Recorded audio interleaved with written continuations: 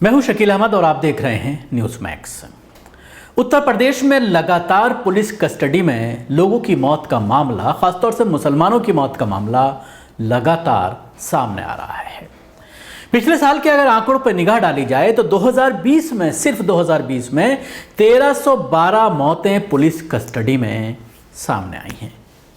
आज इस प्रोग्राम में मेरे आने का मकसद है उत्तर प्रदेश के कासगंज का एक मामला, जिसमें एक 24 साल के अल्ताफ को पुलिस कस्टडी में मौत हो गई। और जो थ्योरी बताई जा रही है पुलिस के जरिए कि किस तरह से अल्ताफ ने थाने के अंदर लॉकअप में जो बाथरूम होता है उस बाथरूम में किस तरह से उसने आत्महत्या की, ये कहानी बताई जा रही है पुलिस के जरिए। अल्ताफ को सोमवार को पुलिस के हवाले उसके पिता चांद मियां ने किया था। वो चौकी पर गया जहां पर शुरू में रखा गया था अल्ताफ को, लेकिन पुलिस कर्मियों ने उसको डांट फटकार करके भगा दिया। मामला एक लड़की को भगाने का था और उसको लेकर उसके घर वालों ने लड़की के अल्ताफ के ऊपर इल्ज़ाम लगाया था। जब पुलिस अल्ताफ के घर पहुंची तो उसके बाप यानी चांद मियां ने लड़के को पुलिस के हवाले कर दिया। पुलिस उसको पहले चौकी लेकर गई और उसके बाद थाने में ले जा करके उसके साथ किया हुआ ये एक जांच का विषय है। लेकिन जिस तरह से पुलिस कहानी इसमें बता रही है कि उसने पानी की जो टोटी होती है बाथरूम में 2 से 2.5 फुट बताई जा रही है उसकी ऊंचाई, उस टोटी से लटक कर उसने आत्महत्या कर ली। ये कहानी पुलिस के जरिए बताई जा रही है। लेकिन उसका पिता इस पूरे मामले में इंसाफ की बात कर रहा है और इस मामले को सुबह से ही ट्विटर पर बड़ी प्रमुखता से सोशल एक्टिविस्ट और जो इंसाफ की आवाज उठाने वाले लोग लगातार उत्तर प्रदेश सरकार और उत्तर प्रदेश पुलिस पर सवाल खड़े कर रहे हैं। कुछ विपक्षी दलों के जरिए भी इस कस्टडी वाले मौत के मामले को उठाया जा रहा है। श्रीनिवास ने भी ट्वीट किया है और उसमें पुलिस की थ्योरी के ऊपर सवाल खड़ा किया गया है कि जो थ्योरी पुलिस के आला अधिकारी इसमें बता रहे हैं वो नाकाबिल कबूल है और किसी भी तरह से ना तो उसको साइंटिफिकली आप साबित कर सकते हैं और ना ही उस पर पहले नज़र में कोई यकीन कर सकता है। तो उसका पिता जब अगले दिन पहुंचा तो पहले दिन तो उसको भगा दिया गया, लेकिन उसके बाद उसको ये बताया गया कि तुम्हारे बेटे की मौत हो गई है।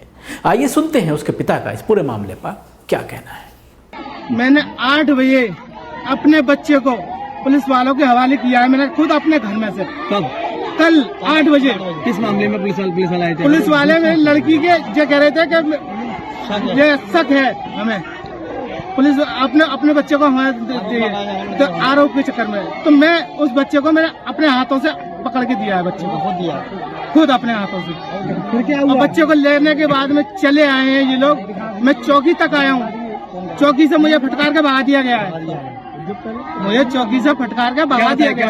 आज क्या होता है? 24 घंटे बीत जाने के बाद, 24 घंटे के बाद में ये मालूम पड़ रही है मुझे फांसी लगा दी है मेरे बच्चे को। किन लोगों ने? अब ये पुलिस वालों के हवाले किया है मैंने, तो यही मुझे तो उम्मीद है कि पुलिस वालों ने ही लगाएंगे। क्या नाम है आपके बच्चे का? अल्ताफ। कितनी उम्र है? 21 साल। किस जगह लगाई है फांसी? किस जगह? नदरई गेट चौकी से मैंने बच्चा दिया था अपना। हाँ। और ये बड़े थाने में आया है बच्चा, बड़े थाने में ये घटना हुई है। तो सुना उसका पिता जो चांद मियां जिनका नाम है, वो किस तरह से अपने पूरे इस मामले के बारे में बता रहे हैं और ये बता रहे हैं कि किस तरह से उसने अपने बेटे को पुलिस के हवाले कर दिया था कि अगर आपको मेरे बेटे के ऊपर शक है तो आप इसको ले जाइए, पूछताछ कीजिए। लेकिन अगले दिन 24 घंटे बाद उन्हें यह खबर आती है कि उनके बेटे की मौत हो गई। अब इस पूरे मामले में मैं आपको उस बाथरूम का शॉट भी दिखाना चाहूंगा। आप अपने टीवी स्क्रीन पर देख सकते हैं ये टोटी, जो देखने में ये लग रहा है कि 1.5 से 2 फुट की इसकी ऊंचाई है। और जिन लोगों ने वहां जाकर के इसका मौका मुआयना भी किया है, देखा है, तो उसमें भी ये बात सामने आ रही है कि इतनी नीची टंकी से लटक करके कोई आत्महत्या नहीं कर सकता। और दूसरी बात, जिस तरह से ये बाहर बाहर लाइन जा रही है पाइप में पानी की, तो अगर इस पर कोई लटकेगा, 24 साल का युवक था, 50 किलो से ज़्यादा तो वज़न ज़रूर होगा, तो उस वज़न को, उस भार को ये नहीं सह पाएगी। पाइप उखड़ जाएगा या फिर पाइप टूट जाएगा। और दूसरा, पुलिस ये कह रही है कि जैकेट के अंदर जो लेस होती है, जो धागा होता है, उस धागे को इसने निकाला, अपने गले में लगाया और आत्महत्या कर ली।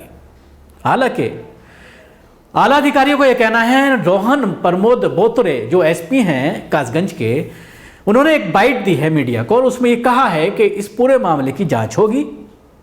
कहानी उन्होंने ये बताई है जो मैंने अभी बताई, और उसके साथ ही जो थाने का एसओ है, इंस्पेक्टर, उसके साथ 4 और पुलिसकर्मियों को सस्पेंड कर दिया गया है। तो जिस तरह से इस पूरे मामले में एसपी अपनी बाइट दे रहे हैं, पहले इस बाइट को सुनिए। देखिए, कोतवाली कासगंज में एक 363 आईपीसी के एक प्रकरण के संदर्भ में एक व्यक्ति जिसका नाम अल्ताफ सनम चाहत मियां है, उसको थाने में अर्ली मॉर्निंग बुलाया गया था। उसने पूछताछ के दौरान वहां पे बैठे पुलिसकर्मी से उसको वॉशरूम जाने हेतु अनुरोध ने किया था, जिसमें हवालात में बने वॉशरूम में उसको भेजा गया। उसने एक काले कलर का जैकेट जो पहना था, उसमें हुड में लगे हुए एक नाड़े से उसने जो वॉशरूम का जो नल है उसमें फंसा के अपना गला घोटने की खुद ने जो है वो कोशिश की थी। जब वो बहुत समय बाहर नहीं आया तो पुलिसकर्मी अंदर चले गए और उसको बेहोशी की हालत में उसको उठाते न हुए उसको सीएचसी अशोकनगर कासगंज में ले जाया गया।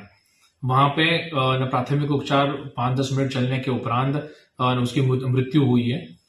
इस प्रकरण में पंचायतनामा भर के पोस्टमार्टम किया जाएगा।